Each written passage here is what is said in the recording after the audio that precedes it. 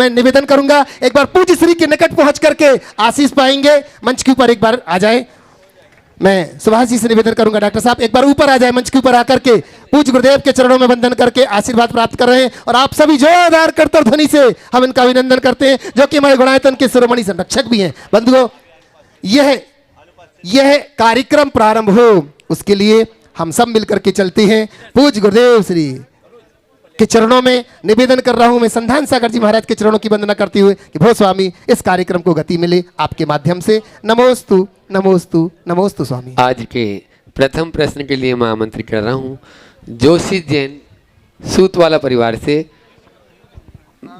वो परिवार है जो महेंद्र जी जैन सूतवाले, जिन्होंने आचार्य विद्यासागर शोध संस्थान प्रबंध संस्थान के लिए जो पूरी भूमि का दान जिन्होंने किया। जोरदार तालियां इस परिवार के लिए बजाइए। और जोशी जी जैन उस परिवार से आज प्रश्न पूछ रहे हैं और उसके बाद में तैयार रहेंगे संदेश जी जैन एडिशनल एसपी।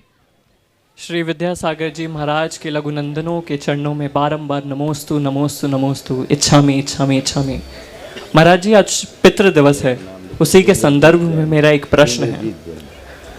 महाराज जी कहते हैं कि हर ख्वाहिशों के समंदर में एक पिता के परिश्रमों की नदियां मिलती हैं, परंतु विडंबना यह है कि आज की जनरेशन में हम उन परिश्रमों को एक्नॉलेज नहीं करते हैं और उसको जनरेशन गैप का नाम दे देते हैं।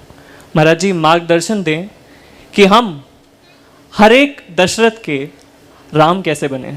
बहुत बहुत अच्छा सवाल किया। हम हर एक दशरथ के राम कैसे बने।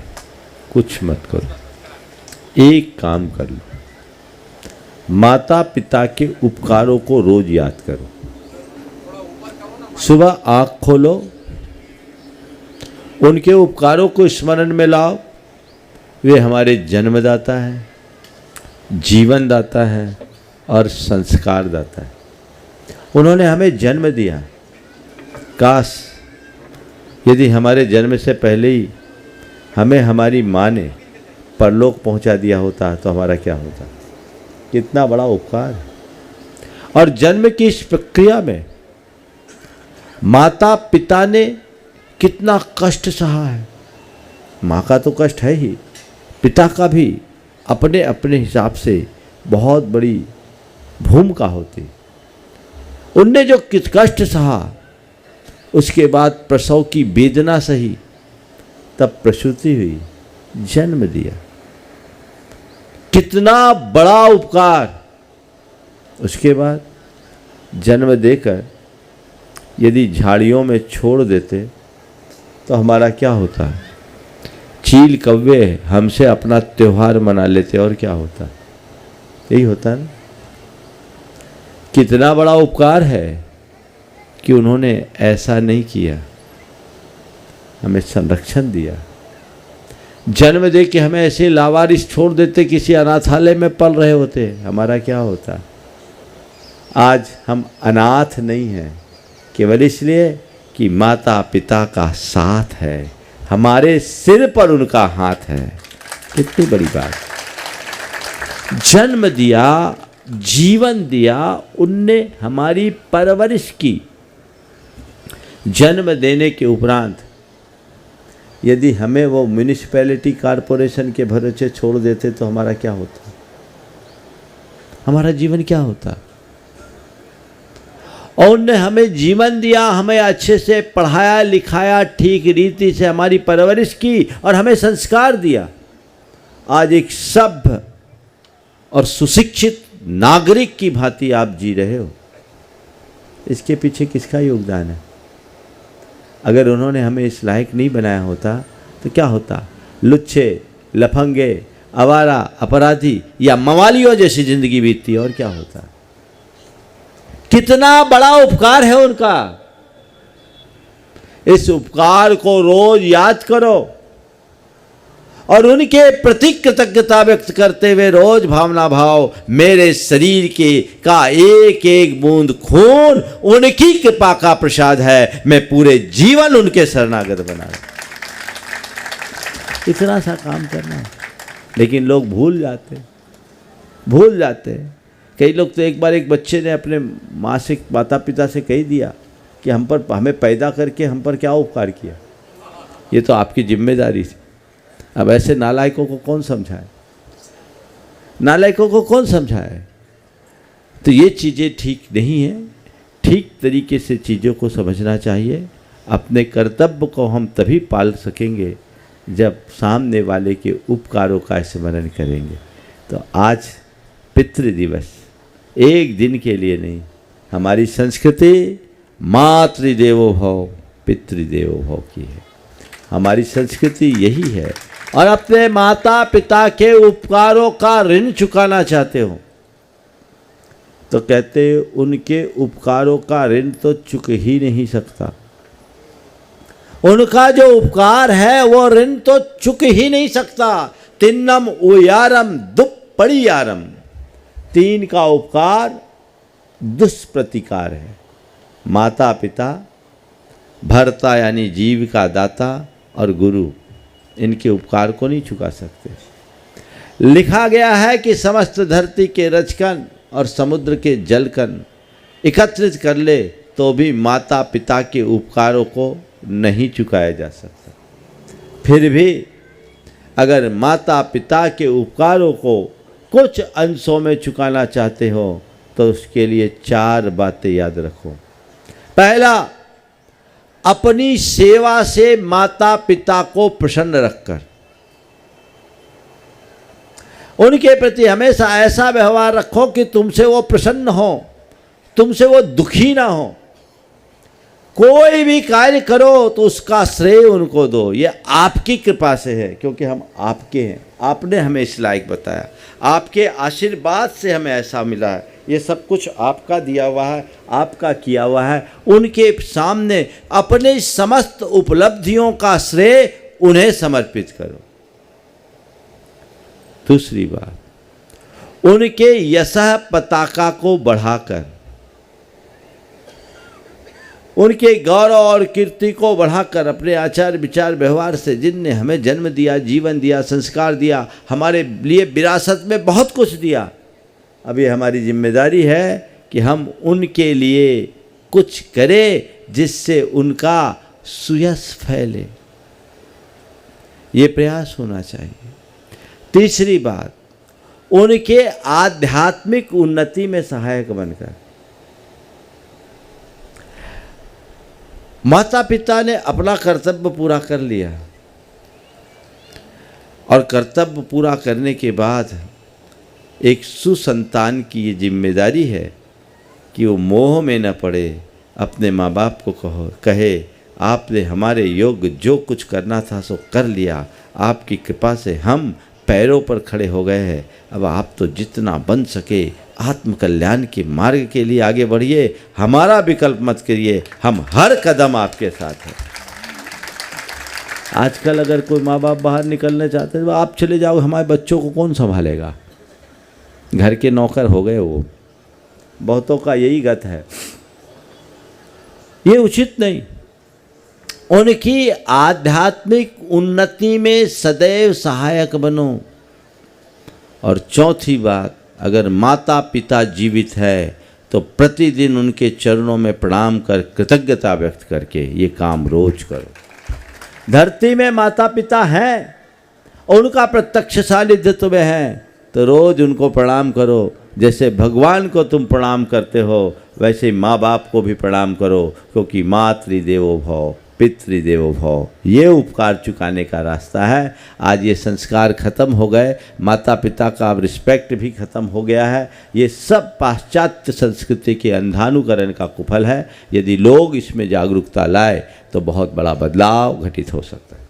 नमोस्तु भगवान। संदेश दीजिए। एडिशनल एसपी अपना प्रश्न रख रहे हैं और उसके बाद में तैयार रहेंगी श्रीमती सविता जैन, जो डॉक्टर सविता जैन मिनाल रेजिडेंसी महिला परिषद के साथ यहाँ पर उपस्थित है। सुशीला जी जैन आदि वो सभी 8 प्रश्न यहाँ पर डुणाइतन के शिरोमणि संरक्षक। नमोस्तु गुरुवर। नमोस्तु गुरुवर।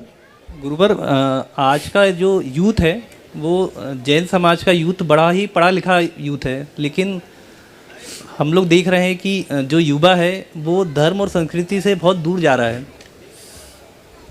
समाज को ऐसे क्या कार्य करना चाहिए जिससे कि युवा जो है ये धर्म और संस्कृति से दोबारा जुड़े, ज़्यादा से ज़्यादा समाज के लिए कार्य करें? बहुत अच्छा सवाल। यूथ को धर्म और संस्कृति से जोड़ने के लिए क्या करें? कुछ मत करो, यूथ को ट्रूथ बता। हम लोग पूरे जीवन की सच्चाई को छिपाते हैं।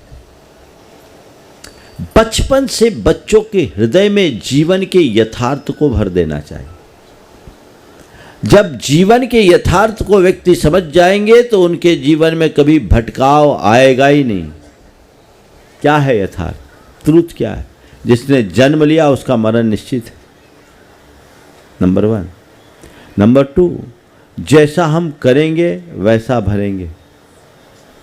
नंबर 3, न हम कुछ लेकर आए न लेकर जाएंगे। और नंबर 4, न कोई हमारा है न हम किसी के हैं।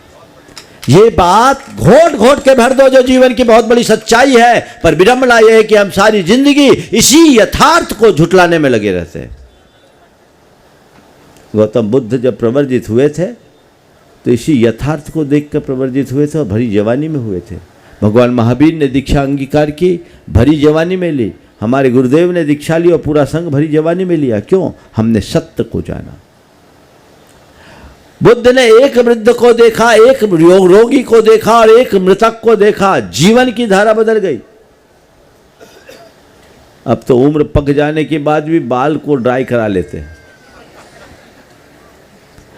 अनेक बार हॉस्पिटल में वेंटिलेटर से लटकने के बाद भी जिजीविषामंद नहीं होती, और कईयों को शमशान पहुंचा देने के बाद भी कोई फर्क नहीं पड़ता। अब तो शमशानियां बैराग्य भी खत्म हो गया। पहले तो हो जाता था थोड़ा, वो भी नहीं बचा। तो ये जो भ्रमपूर्ण अवधारणा है इसे दूर करना चाहिए। यूथ को ट्रूथ से जोड़ो।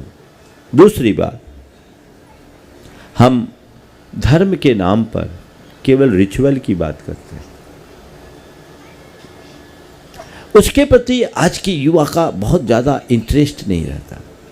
पूजा करो, पाठ करो, सत्संग में जाओ, प्रवचन सुनो, माला फेरो, रात्रि भोजन मत करो, मांसाहार मत करो, ड्रिंक मत करो, कोई नशा मत करो। ये वर्जनाएं हम थोपते। मेरी दृष्टि में ये प्रयास अच्छा तो है पर पूर्ण नहीं है, अधूरा है।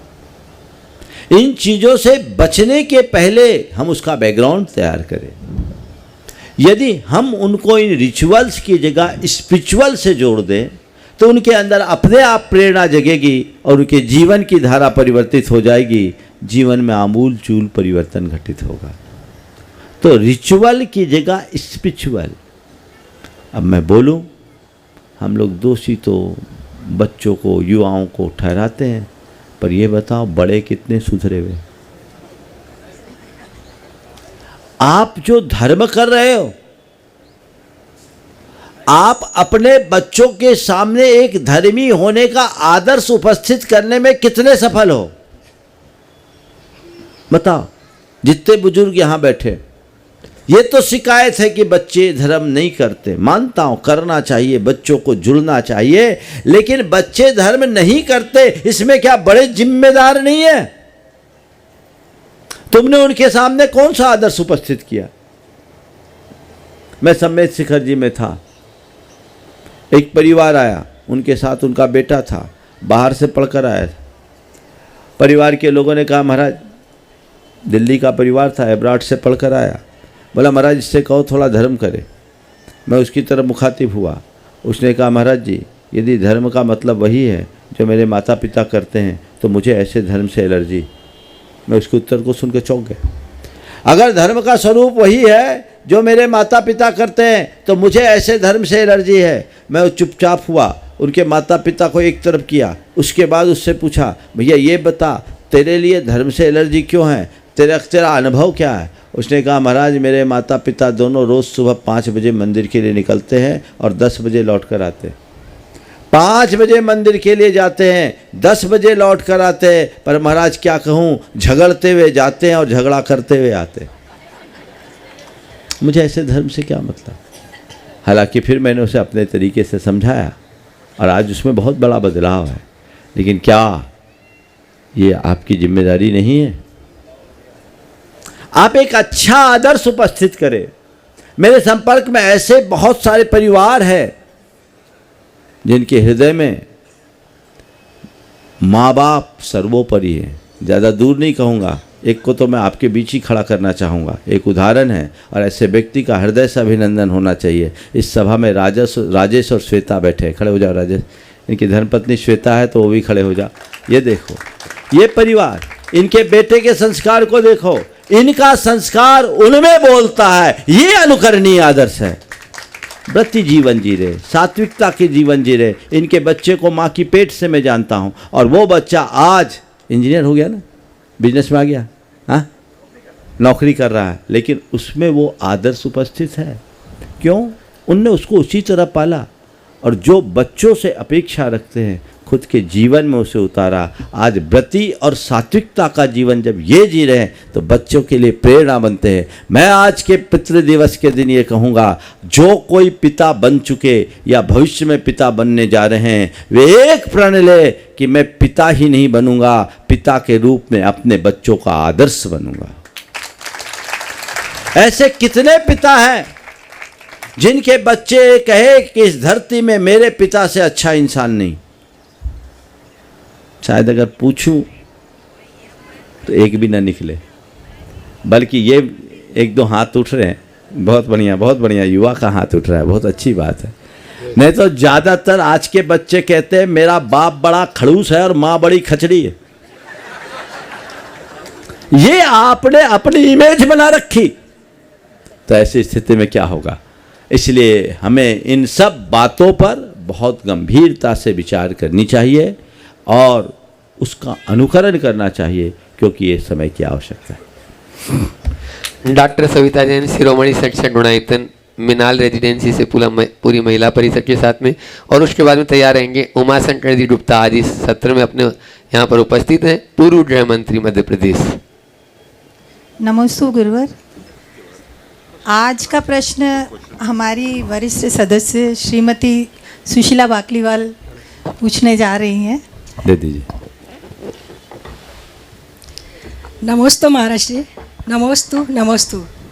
इच्छामी महाराज श्री, इच्छामी इच्छामी। महाराज श्री, मेरा प्रश्न जो है सामाजिक कार्यकर्ताओं के विषय पर है। क्या होता है कि एक सामाजिक कार्यकर्ता युवा अवस्था से लेकर के अपनी वृद्धावस्था तक सामाजिक कार्य करता है। इस बीच वो थोड़ा थक भी जाता है स्वास्थ्य के रूप में, और नए युवा पीढ़ी आ जाती है जो नई टेक्नोलॉजी के साथ आती है, तो उस वृद्ध सामाजिक कार्यकर्ता एवं युवा कार्यकर्ता के बीच एक वैचारिक मतभेद हो जाता है, जिससे क्या होता है कि हमारे समाज का उत्थान रुक जाता है, धर्म की प्रभावना रुक जाती है, और जैनेतर समाज में भी कभी कभी मैसेज गलत जाता है। तो हमारा प्रश्न ये है गुरुवर कि आप हमें दोनों काल के सामाजिक कार्यकर्ताओं को मार्गदर्शन दें, और ताकि जैनेतर समाज में हमारा ये सब समाज की बीमारी है, केवल जैनियों की नहीं, सब जगह है। पर इसका सॉल्यूशन यही है कि आप वही करें जो घर में करते हैं। क्या करते हैं घर में? आपके बच्चे वयस्क होते हैं तो धीरे धीरे आप सारी जिम्मेदारियां उन पर छोड़ देते और आप बाहर होते कि नहीं होते? और नहीं हो तो बच्चे चलने भी नहीं देते। आज के बच्चे, सबके बच्चे।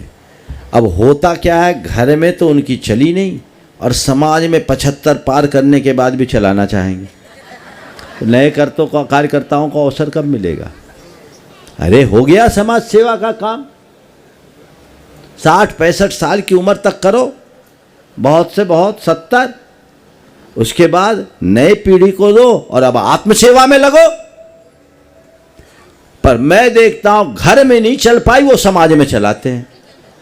कितने हैं? और एक बहुत अच्छा इसका सकारात्मक पक्ष है कि जिन परिवारों में बच्चों के हाथ में बिजनेस की बागडोर आई है, कुछ अपवाद हो सकते हैं, लेकिन ज़्यादातर बच्चों ने रॉकेट की तरह ग्रोथ किया है कि नहीं किया है?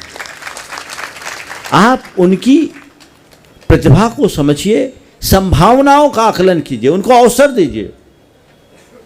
आज के बच्चे ज़्यादा शार्प हैं, तो जैसे वो कुछ समय तक व्यापार करते हैं, 25 साल से 40-45 साल तक उनके मन में बड़ी अदम्य जिजीविषा होती है, व्यापार धंधा करते हैं, फिर उनका भी मन होता है, उनकी भी कुछ एम्बिशंस होते हैं, समाज में अपने आप को स्थापित करना चाहते हैं, उनको अवसर दीजिए। और एक बात और बोलता हूँ, मंदिर और धर्म के कार्य में केवल बूढ़े रहेंगे तो धर्म बूढ़ा हो जाएगा, और जवान आएंगे तो धर्म जवान बना रहेगा। इसलिए ये रिटायरमेंट की व्यवस्था होनी चाहिए। तय करो, हम कर लिए 10 साल 20 साल समाज सेवा, अब तो रिटायरमेंट लो। अब कई लोग हैं 25-25 साल से अध्यक्ष बने बैठे हैं, और कईयों के तो ये हाल कि कब्र में पांव लटके तो भी है। अरे औरों को अवसर दो, अब आत्म सेवा में लगे। है योग्यता, अच्छी बात है, लोग मना रहे, ये भी बड़ी मुश्किल के से होता है। अपने मोदी जी का 3रा टर्म हो रहा है, ये भी अच्छी बात है। जो कैपेबल है वो बन सकते हैं, कहीं कहीं जरूरत है, कोई दिक्कत नहीं, लेकिन सोच भी बदलनी चाहिए। नई पीढ़ी को अवसर तो मिलना ही चाहिए, और नई पीढ़ी को चाहिए वो बड़ों से प्रेरणा ले, उनके अनुभव से सीख ले, तब जीवन आगे बढ़ेगा। इसलिए दोनों में समन्वय होना चाहिए।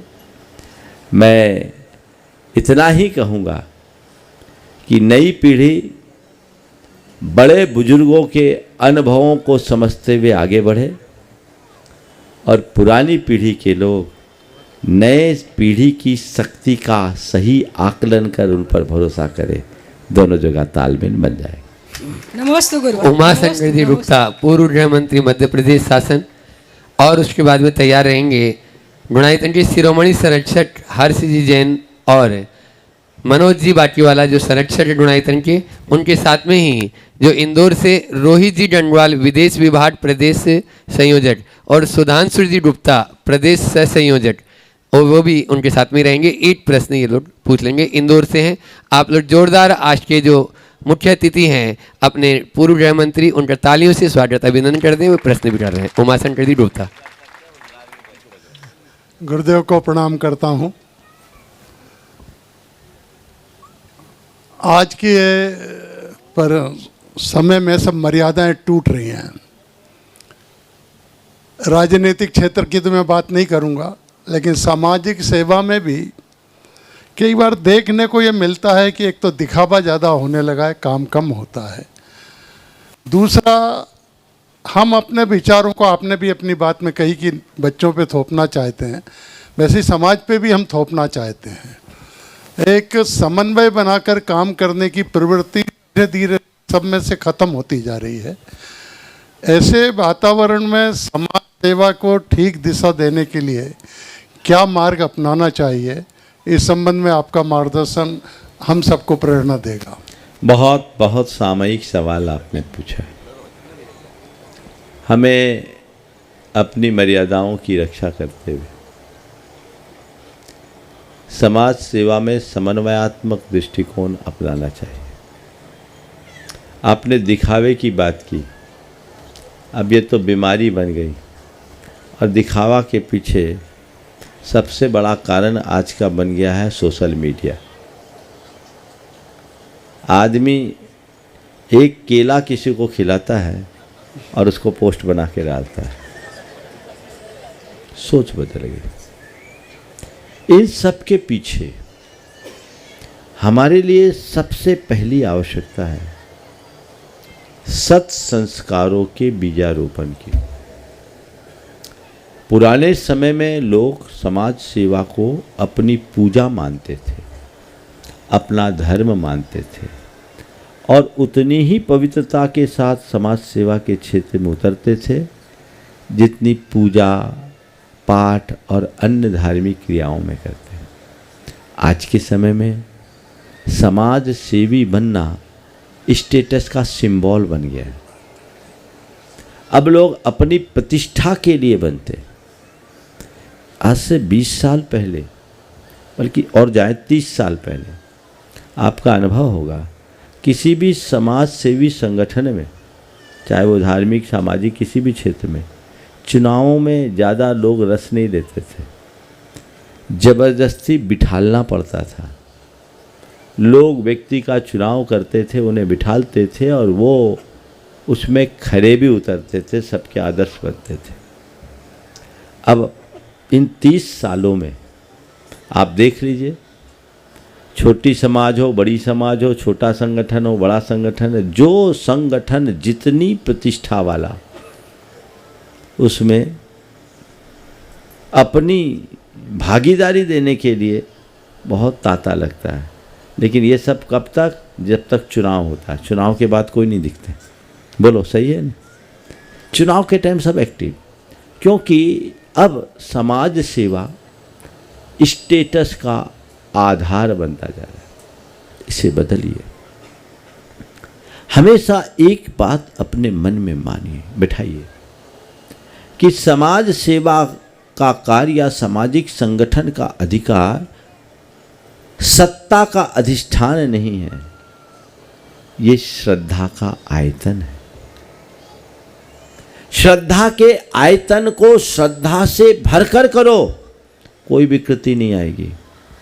और सत्ता का अधिष्ठान बनाओगे तो फिर तो दांव पेच घात प्रतिघात तो होगा ही होगा।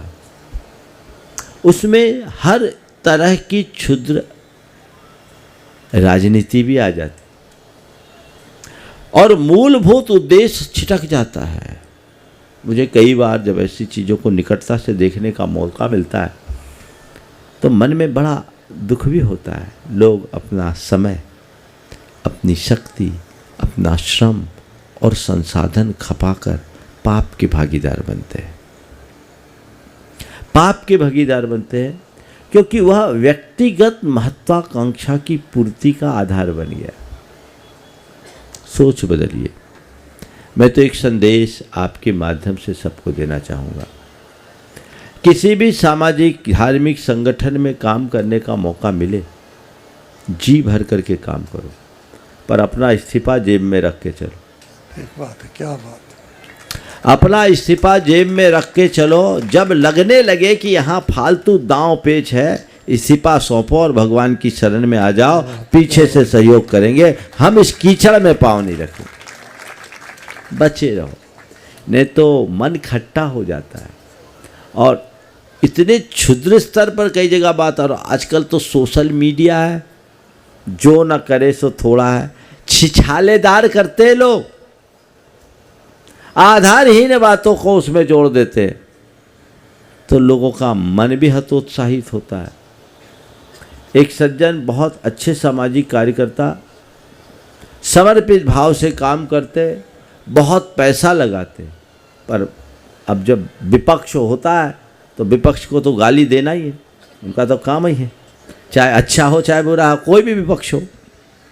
तो विपक्ष के लोगों ने जब उनके बारे में उल्टी सीधी बातें सोशल मीडिया में लिखी, उनके 2 बेटे थे, दोनों सॉफ्टवेयर इंजीनियर, एक अपनी सॉफ्टवेयर की कंपनी चलाता, एक बेंगलोर में था, एक यूएस में था। दोनों ने आपस में सलाह की और दोनों चल के पिता के पास आए और पिता को लेकर मेरे पास आए। बोले महाराज, इनसे कहिए आज ही इस्तीफा दे, हम ऐसी गालियाँ नहीं सुननी, हमें ऐसी गालियाँ नहीं सुननी। हमको जो अच्छा करते बनेगा सो करेंगे, लेकिन ये सब सुनने के लिए अपना समय नहीं लगाना। पिताजी को समझ में आई बात, हालांकि फिर भी लालसा तो थी। मैंने समझाया, उन्होंने रिजाइन किया और अब बोलते हैं महाराज मैं बहुत सुकून में हैं, और वो अपने आप के अंदर एक आध्यात्मिक मोड़ ले आए। वो एक साधक जैसा जीवन जीने लगे।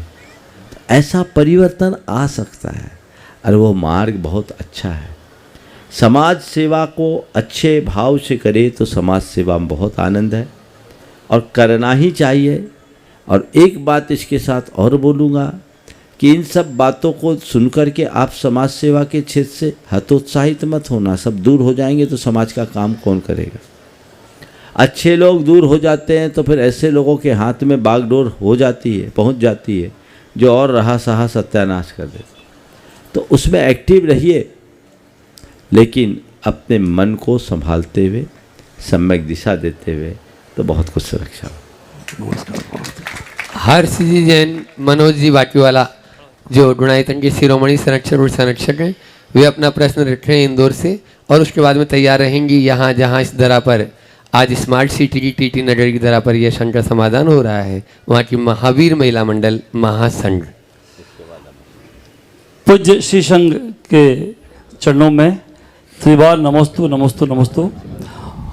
गुरुदेव, मेरे साथ में भाई रोहित जी बीजेपी के विदेश विभाग से प्रमुख संयोजक है मध्य प्रदेश के, काफ़ी बड़ा नेतृत्व इंदौर में है, और ये आपके चातुर्मास के लिए विशेष रूप से आशीर्वाद देने आपके पास आए हैं। अभी इनको शिवराज जी के साथ विशेष मीटिंग में जाना है।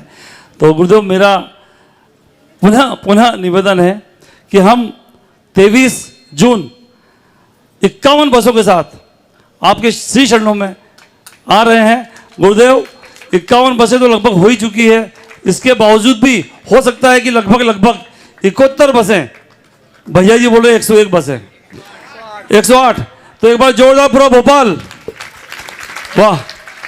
आप गुरुदेव 108 बसें भी आएगी, निश्चित आएगी। 108 कारें तो आ ही रही है, 108 बसें भी आएगी।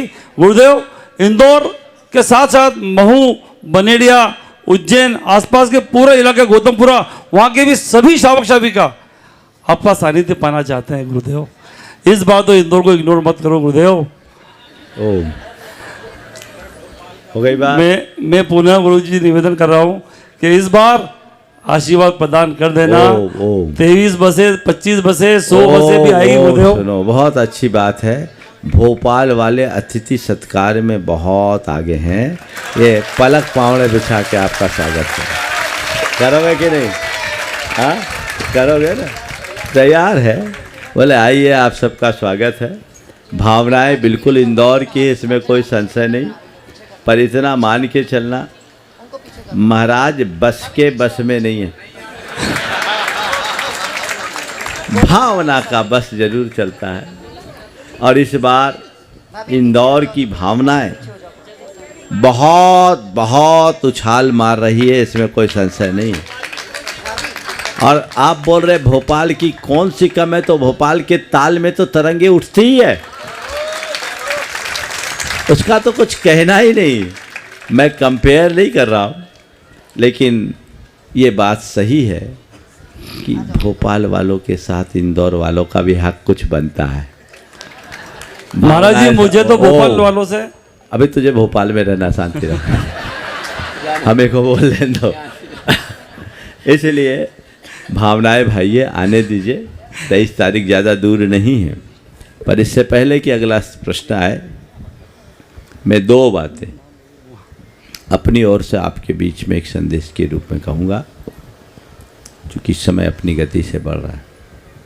आगामी 21 जून अंतर्राष्ट्रीय योग दिवस के रूप में सारे विश्व में आयोजित होता है। हर कोई योग का अभ्यास करते हैं, और ये दिवस योग के प्रति लोगों के हृदय में जागरूकता उत्पन्न करने के लिए ही आयोजित किया जाता है। योग हमारे स्वास्थ्य का सबल आधार है, शारीरिक, मानसिक और चैतसिक, तीनों प्रकार के स्वास्थ्य को हम योग के माध्यम से बहुत अच्छे से स्थिर बना सकते हैं। आप लोग पिछले अनेक वर्षों से भावना योग का अभ्यास कर रहे हैं। भोपाल में पहले सामूहिक रूप से भी भावना योग का आयोजन हुआ। इस बार ये योग बना है कि अंतर्राष्ट्रीय योग दिवस के दिन मैं भोपाल में हूँ, तो 21 तारीख को बृहद पैमाने पर भावना योग का कार्यक्रम यहाँ आयोजित है, जिसमें आप सबको अपनी सहभागिता सुनिश्चित करनी। और ये भावना योग भी कहाँ हो रहा है? बाजू के तात्या टोपे स्टेडियम में, इतना सुरम्य स्थान। प्रातः 6 बजे से आप सबको याद करना है, और इस भावना योग के अवसर को गंवाने नहीं देना। ये केवल आप लोग नहीं, जन जन को लेकर आना है। लेकर आना है कि नहीं? कितने लोग हैं जो भावना योग में आएंगे? थोड़ा हाथ उठा। यहाँ तो सभी आएंगे, लेकिन मैं कह रहा हूँ अकेले नहीं आएंगे। कम से कम कितने को लेके आओगे? 10 को लेकर आओ। जितने आए हैं वे 10 को प्रेरित करें 10 आ जाए, नहीं आए तो 5 तो साथ में आए। तो ये एक प्रेरणा आप सबको आज से देनी है, विभिन्न माध्यमों से इसे आपको आगे बढ़ाना है। दिगंबर जैन पंचायत ट्रस्ट और गुणायतन परिवार मिलकर के इस आयोजन को आकार दे रहा है। आप सबको बहुत उत्साह के साथ इसमें अपनी सहभागिता सुनिश्चित करनी है, सभी वर्गों और समुदायों के लोगों को लाभ, क्योंकि ये भावना योग परंपरागत योग से कुछ हटकर है, लेकिन इसका इम्पैक्ट आप सब आए दिन देखते हैं। कैंसर जैसी जानलेवा बीमारी से मुक्ति लोगों को मिल रही है। हम चाहते हैं सारी धरती का उद्धार हो और हर व्यक्ति तक भावना योग का संदेश जाए, उसे आत्मसात करके अपने जीवन में व्यापक बदलाव लाए। इसलिए हर कोई आज से ही जुट जाए। समय थोड़ा ज़्यादा नहीं है, थोड़ा बचा है। चूँकि हम जैसा स्थान खोजते थे वो उस स्थान को खोजने में थोड़ा विलम्ब हुआ, लेकिन कल ही वो जब मैं यहाँ आया और जब ये स्थान दिखाया, मुझे लगा इससे अच्छा स्थान और कोई दूसरा नहीं हो सकता। इसलिए ये स्थान बहुत उपयुक्त स्थान सुलभ हुआ है। इसलिए नहीं, बिल्कुल शहर के हृदय में है और इसकी सूचना आप सबको पहुँचानी है और भावना योग के इस महा आयोजन को एक भव्य स्वरूप प्रदान करना है। पहली बात तो ये। दूसरी बात, जिसके लिए मैं टीटी नगर आया, आपके यहाँ का जिनालय बहुत भव्य रूप ले रहा है, सुंदर आकार ले रहा है। 3 मंजिल का यह भव्य जिनालय जिसमें 9 वेदियाँ, 9 फुट की उत्तुंग श्री जी की स्थापना होने जा रही है, आप देख रहे हैं। और पूरे मंदिर का गर्भगृह और शिखर पूर्ण पाषाण का है। ऐसा मंदिर जो हजारों साल तक टिकेगा। स्मार्ट सिटी के हार्ट पे यह मंदिर बनने जा रहा है। इस मंदिर का कार्य आप सबको शीघ्रातिशीघ्र पूरा करना है। पिछली बार मैं आया था, थोड़ी गति बढ़ी, इस बार आया हूँ तो दिख रहा, आकार तो लग रहा है। मैं तो सोच रहा था अभी तक पूरा हो जाता तो मैं पंचकल्याण का ही करवा देता, लेकिन अभी कुछ कसर दिख रही है और वो कसर आपको पूरी करनी है। अपने द्रव्य का जो सद्व्यय करना चाहते हैं, आज प्रातः काल भी मैंने आप सबसे कहा, अपने धन को परमार्थ में लगाकर जीवन को धन्य बनाना चाहते हैं तो ये अवसर है। अभी 9 की 9 वेदियाँ खाली है। 2-3 लोगों ने अपने भाव प्रकट किए, कल तक सुबह तक घोषणा हो जाएगी। और 5 श्री जी अभी खाली हैं। जिनको भाव है कि ये सौभाग्य मैं प्राप्त करूं, 1-2 दिन में उसका शिलान्यास होना है। जीवन भर की ये उपलब्धि बनेगी वेदियों के मूल नायक को स्थापित करने की। कमेटी से संपर्क करें। इसके साथ ही 3 शिखर खाली है, ये और उत्तम।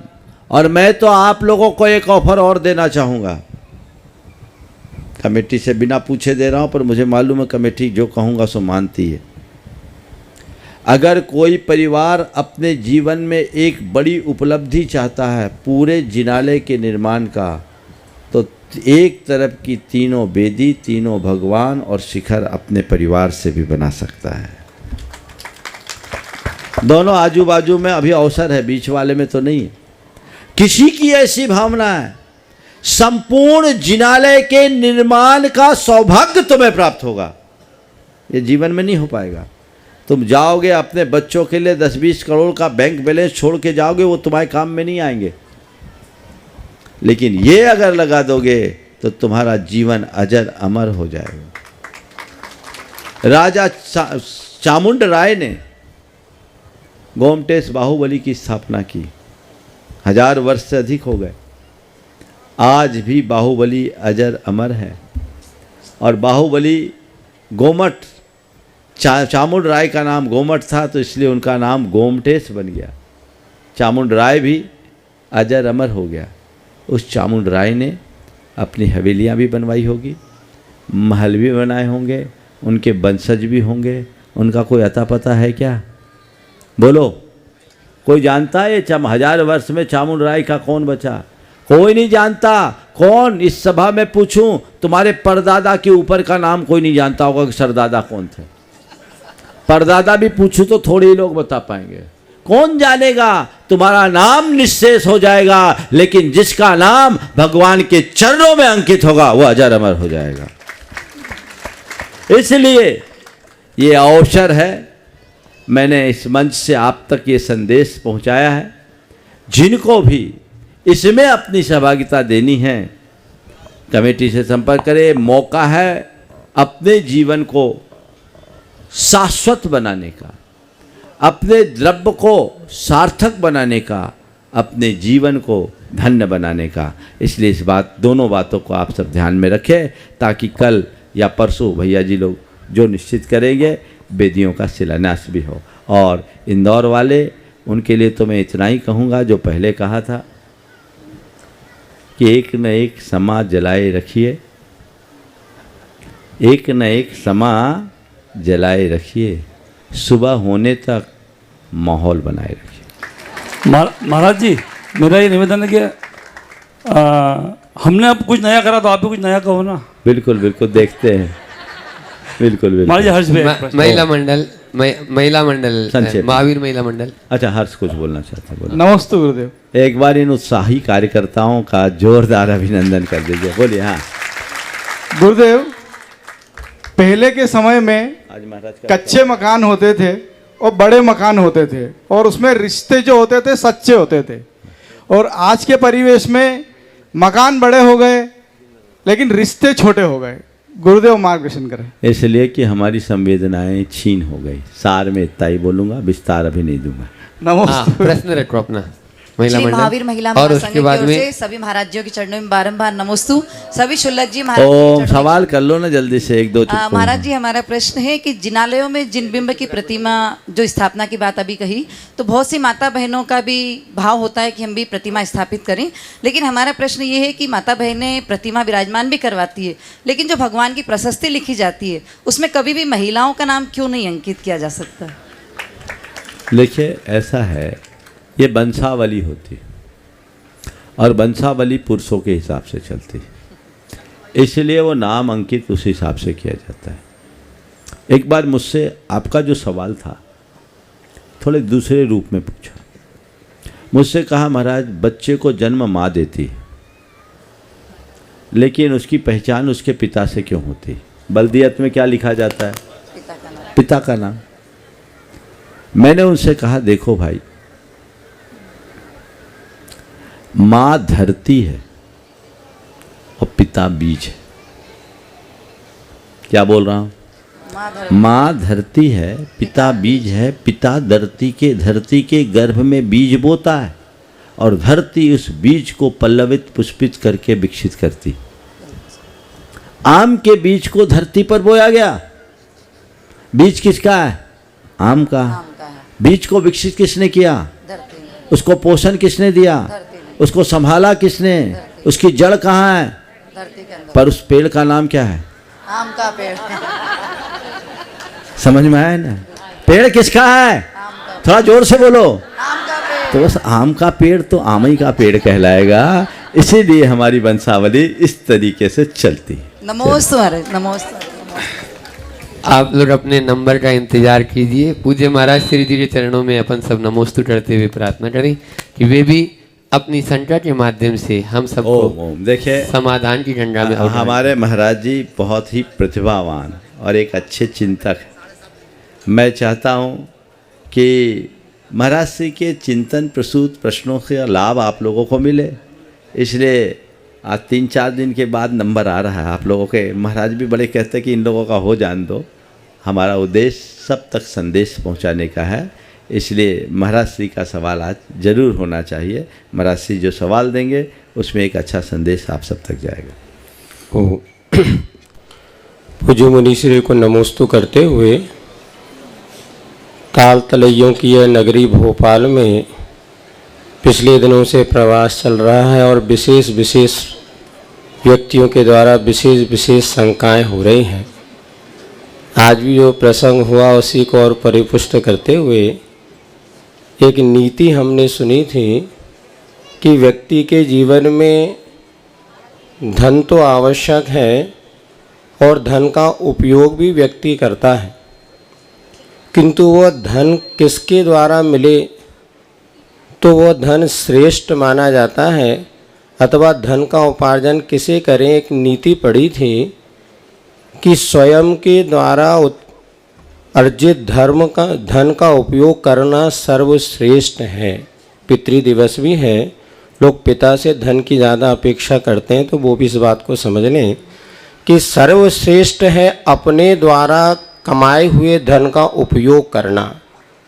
मध्यम उन्होंने कहा है पिता के द्वारा जो धन अर्जित किया गया हो पिता के धन का उपयोग करना। जघन्य रूप में माना है ससुराल से मिले हुए धन का उपयोग करना जघन्य है, और स्त्रियों के द्वारा कमाए हुए धन का उपयोग करना जघन्य से जघन्य है।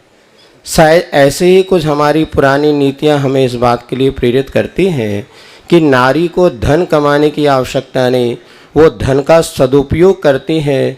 तो वास्तव में ये नीति हमें क्या संदेश देती है, कृपया बताने की कृपा। बहुत बहुत अच्छा प्रसंग महाराज श्री ने उपस्थित किया। ये बात सही है, बाप कमाई से अच्छी आप कमाई होती है। हमारे शास्त्रों में एक बहुत अच्छी बात कही आदि पुराण में, वहाँ गर्भान्वय, कर्त्रान्वय और दीक्षान्वय की जो क्रियाएं हैं उसमें एक क्रिया है कुलचर्या की क्रिया। बहुत ध्यान से सुनिएगा। कुलचर्या की क्रिया में ऐसा वर्णन आता है कि बेटे की शादी हुई, विवाह हुआ, पिता उसे रुपयों की थैली पकड़ाता है और मकान की चाबी। बेटा अब तू गृहस्थ आश्रम में प्रवेश कर गया है, तेरी गृहिणी जीवन संगनी तेरे साथ जुड़ गई है, जा कमा और खा, धन और धर्म दोनों का अर्जन कर। ये हमारी शास्त्रीय व्यवस्था थी। यानी अर्थ के संदर्भ में पिता पर निर्भरता उचित नहीं है, ये हमारे शास्त्र कहते हैं। व्यक्ति को अपनी योग्यता का विकास इस तरीके से करना चाहिए कि खुद क्षमतावान हो जाए। अगर हम प्राचीन भारत की तरफ देखते हैं तो ये पाएंगे कि हर युवा अगर वयस्क हुआ है, हर बच्चा अगर वयस्क हुआ है तो वयस्क होते ही उसने व्यापार किया, उसके लिए देश विदेश में गया है, खासकर ये वैश्यों के साथ हुआ। तो हमें वो परिपाटी को आगे बढ़ाते रहना चाहिए, उसमें कोई कमी नहीं होनी चाहिए। स्वयं के ऊपर निर्भरता, अपने व्यक्तित्व को इस तरीके से विकसित करें। आजकल तो नौकरी की बात आ गई, पहले तो कला गुणों में इतने निपुण हो जाते थे कि नौकरी करने की ज़रूरत नहीं होती थी, अपने साथ चार का पेट भरने में लोग समर्थ हो जाते थे। आजकल चीज़ें बदली है, पर ये निर्भरता नहीं हो। दूसरी बात जो कही गई कि पिता का धन मध्यम है, बिल्कुल ठीक है। पिता ने अगर विरासत में दिया है तो स्वीकार करने का अधिकार उसका है, लेकिन अपेक्षा नहीं रखना चाहिए। मैं एक युवक की बात आप सबसे कहना चाहता हूँ। उसके पिताजी काफ़ी संपन्न थे और लड़का भी अच्छा कारोबारी। एक दिन पिता से बेटे ने आकर कहा, पिताजी मेरा एक निवेदन है आपके चरणों में। बोले क्या? आपने मुझे पढ़ा लिखा कर योग्य बना दिया, आपकी कृपा से मैं पाँव पर खड़ा हूँ, और आपका ऐसा आशीर्वाद है कि मेरे और मेरे परिवार के भरण पोषण के लिए जो अपेक्षित है सब मेरे पास है। मेरा आपसे एक निवेदन है कि आपका जो धन है उसे आप अपने हाथों से लगा दीजिए, मुझे मत छोड़िए। नहीं बेटा, तुझे नहीं दूंगा तो कैसा चलेगा? बोले पापा आपकी संपत्ति मुझे चाहिए ही नहीं, आप लेके नहीं जा सकते, अगर लेके जाते होते तो ले जाते। आप ये अपने हाथ से कीजिए। उनके पिताजी एक नौकरी पेशा व्यक्ति थे, अधिकारी थे। आप सुनकर के आपको बहुत अच्छा लगेगा। बेटे की प्रेरणा से पिता ने उनकी जो संपत्ति थी 1 करोड़ रुपए थी, पूरा गुनायतन को दान दिया और शिरोमणि संरक्षक ने पूरा चेक लेकर पिता को पुत्र लेकर आया। बोले हमें नहीं चाहिए, आप लगा लीजिए, ये पुण्य आपके काम में आएगा, आपने जिंदगी भर जो पाप कमाया है उसे धोने का आपको अवसर मिलेगा। हमारे मुंह में आप ये पाप का बोझ अपने साथ क्यों लेकर जाते? बहुत बिरले लोगों में होता है। मैं नाम भी ले सकता हूँ, लेकिन आदमी परेशान होगा। वो दिल्ली के एक व्यक्ति हैं और बहुत बड़े कंपनी के संचालक हैं। बोले हमको नहीं चाहिए आपका पैसा। एक तो ये है, और दूसरे ऐसे कि मर जाने के बाद भी पिता की फर्जी ठप्पे और साइन लगा करके लोग काम कर लेते हैं। अर्थी बाद में उठती, पैसा पहले नहीं। पर धन को लोष्टवत मानने की बात कही है।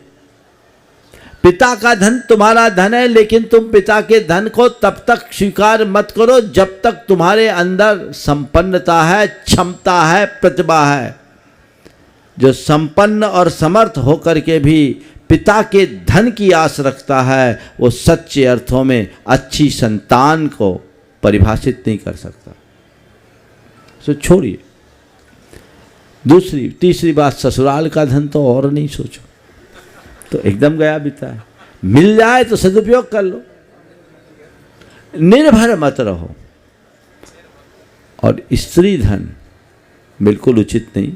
हमारे यहाँ एक परंपरा थी, बड़े बुजुर्ग अपनी बेटी के घर पानी पीना पसंद नहीं करते थे। क्यों? उनके प्रति इतना सम्मान था। स्त्रियाँ पढ़ लिख कर योग्य बनती थी, उन्हें कमाने की जरूरत नहीं पड़ती थी, कमाती तभी थी जब जरूरत पड़ती थी। कई कोई अंदर रण कौशल था, पर कभी युद्ध नहीं लड़ी, लेकिन जब मौका पड़ा तो सबके छक्के छुड़ा दिए।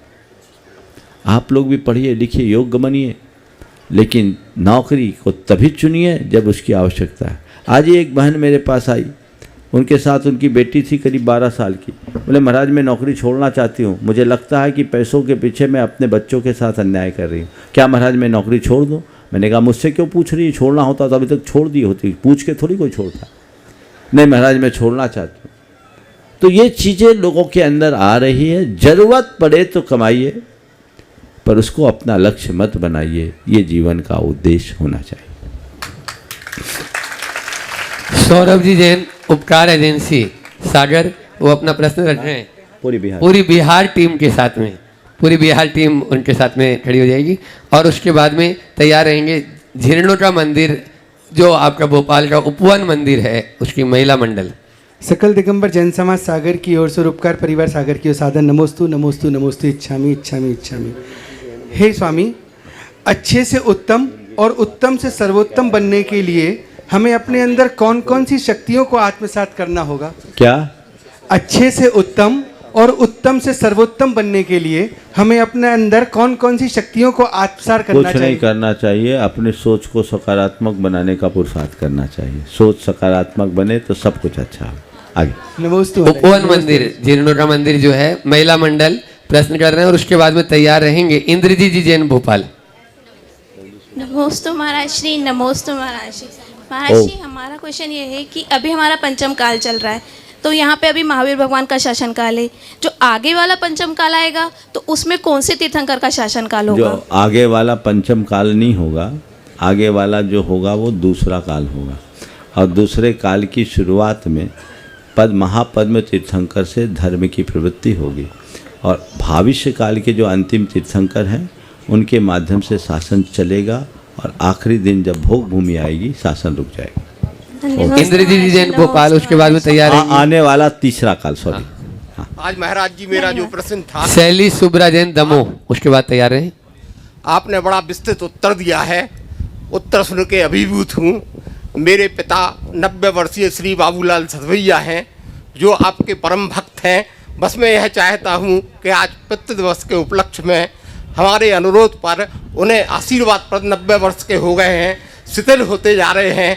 मैं चाहता हूँ कि उनके द्वारा जो मार्ग अपनाया है वो अपने अंतिम समय तक उसका पूर्णता से पालन कर सकें। बहुत सुंदर, मैं आशीर्वाद देता हूँ सदभैया जी को, हो सके तो यहाँ ले आओ। चलो आगे। शैली सुब्रा जैन दमोह, और उसके बाद में तैयार रहेंगे आयुषी जैन, कैलाश चंद जी मड़वैया, डॉक्टर कैलाश चंद जी मड़वैया, पद्मश्री पुरस्कार से। नहीं है क्या? शैली सुब्रा दमोह नहीं है, आप बोलिए। कैलाश जी मड़वैया जो पद्मश्री पुरस्कार से सम्मानित है, और उसके बाद में महाराज जी, आयुषी जैन, जैन रेडर। पहले 2 शब्दों पर मैं नमन करूंगा। जिसने जगती में अहिंसा का सजा नंदन है, जिसने पहचाना जीवन का सही क्रंदन है, मेरे जिनता के रवि मुँह को माटी के कवि, तेरे चरणों में समर्पित मेरे शतो वंदन है, तेरे चरणों में समर्पित मेरे शतो वंदन है। महाराज जी, मुझसे प्रश्न किया गया है। कल एक जैनेतर विद्वान मेरे साथ में आए थे, तो वो प्रश्न करना चाह रहे थे कि आपके जैन मुनि निर्वस्त्र क्यों होते हैं। तो मैंने कहा भैया आज तो नमन नहीं आ पाया, और महाराज जी क्या उत्तर देंगे, जैन समाज का छोटा बच्चा भी उत्तर तो दे देगा, लेकिन हमने जो उत्तर दिया वो मैं आपको कुछ पंक्ति में सुनाना चाह रहा हूँ कि निर्वस्त्र और वस्त्र का अंतर क्या होता है। घिरा हो जो असुरक्षा से, परिग्रह से निरा भयभीत हो, लेकिन जिसे आत्मानुशासन ना कि जो इंद्रिय जयी भयना, वही तो वस्त्र जैसे आवरण से तन ढकेगा। जिसे ढकना नहीं कुछ भी, सहज प्रकृति तन्मन हो, अबोले निरे बालक सा, भला वह क्यों बदन पर आवरण आडंबरी अपने रखेगा। जो कुछ त्यागे नहीं, लेकिन सहज सब छूट जाता है, न जिसको मोह दुनिया से, न तन से और न मन से, धरा जिसका बिछोना, ओढ़ना जिसका कि अंबर है, दिशाएं आवृ जिसको करें वही दिगंबर। बहुत सुंदर, बहुत सुंदर। चलिए अपना प्रश्न रखें। एक बार मलवैया जी वही दिगंबर है, वही दिगंबर है। मलवैया जी की इस पंक्तियों के लिए जोरदार अभिनंदन कीजिए। बहुत अच्छी बात है। मुझसे पूछो तो संक्षेप में, मैं जब मुझसे किसी ने पूछा कि आप वस्त्र क्यों नहीं पहनते, तो मैंने उनसे ये पूछा आप वस्त्र क्यों पहनते हो, आप वस्त्र क्यों पहनते, बस 1 मिनट सुन लीजिए, इसी में उसका उत्तर मिल जाएगा। बस आप जिसके लिए वस्त्र पहनते हो हमारे पास वो नहीं है, इसलिए हमें वस्त्र की ज़रूरत नहीं। दूसरी बात, कोई कहे कि आप नग्न क्यों हो, तो मैं आपसे यही कहूँगा हम नग्न है ही नहीं, नग्न है ही नहीं, हम तो दिगंबर हैं। नग्न तो भोगी विलासी होता है, हम तो दिगंबर हैं। अंतर केवल यह है कि आपने तंतुओं के कपड़े पहने हैं, हमने दिशाओं का आवरण अपनाया है, तो नहीं। इसलिए ये मनुष्य का प्राकृतिक रूप है, हम इसे पहचान ले तो अपने जीवन को धन्य कर सकेंगे, जीवन को आगे बढ़ा सकेंगे। ओम, बस आगे अगला। मोनल जैन, नितिन जैन, सीए, अपना प्रश्न रखें। आयुष नहीं है, जल्दी। मोनल जैन, सीए। महाराज जी, आज पितृ दिवस पर ये पापा जी का प्रश्न है सागर से, मुन्ना लाल जी लंबरदार। उनका पूछना है कि आज आर्टिफिशियल इंटेलिजेंस के दौर में, जहां लोगों के पास बड़े बड़े बंगलो हैं, फार्म हाउस हैं, कारें हैं, लेकिन वे गाय नहीं पाल सकते, तो आप 4 बातों से समझाएं सर। ओम, 4 बातों का तो समय नहीं बचा, लेकिन मैं इतना ही कहता हूँ बहुत समय बदल गया। पहले घरों में गायें रंभाती थी, अब कुत्ते भौंकते हैं, अंतर आ गया। गाय वात्सल्य का द्योतक है और कुत्ता क्रूरता का। घर में नकारात्मकताएं बढ़ रही है, सकारात्मकता घट रही। घरों में लोगों की जीवन शैली ऐसी आ गई कि अब गाय आदि को पालना थोड़ा कठिन सा हो गया। शहरी सभ्यता के विकास के कारण यदि ऐसा हो तो समझ में आता है, लेकिन अब तो गाँवों से भी गोवंश गायब होते जा रहे हैं। हमें ये समझना चाहिए, गाय हमारी सृष्टि का अर्थतंत्र है, अर्थतंत्र का आधार है, उसे बचा के चलना चाहिए। सकारात्मकता का पूर्ण पिंड है और उसके आधार पर ही सारा काम होता है। इसलिए सभी को गौ पालन के लिए उत्साहित होना चाहिए। कदाचित अपने घरों में न कर पाए तो गौशालाओं में गायों को संरक्षण दें और उनका लाभ लें। जब तक गोवंश सुरक्षित है आपको घी दूध उपलब्ध होगा, और जब तक घी दूध उपलब्ध होगा तब तक आपका खान पान शुद्ध बना रहेगा। इसलिए इन बातों को बहुत गहराई से समझना चाहिए और जीवन के क्रम को उसी अनुरूप बनाना चाहिए।